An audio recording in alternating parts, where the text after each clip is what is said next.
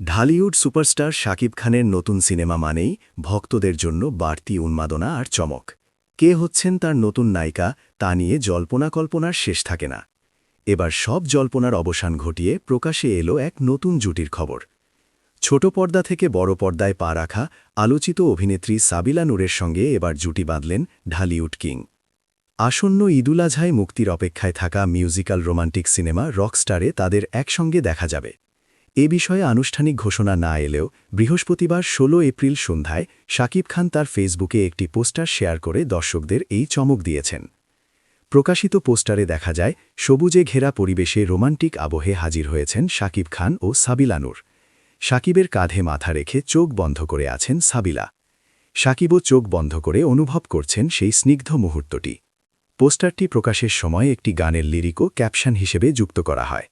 সেখানে শাকিব খান লেখেন, জ্বলে আগুন থামে সময়, চলি আমি তাই তো শুধু তোমারই সাথে। জানা গেছে সান কমিউনিকেশনের ব্যানারে নির্মিত হচ্ছে রকস্টার সিনেমাটি। এটি পরিচালনা করছেন আজমান রুশো।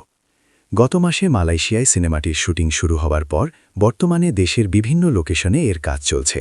সংশ্লিষ্টরা জানিয়েছেন ইতোমধ্যেই এর অর্ধেকের বেশি শুটিং সম্পন্ন হয়েছে।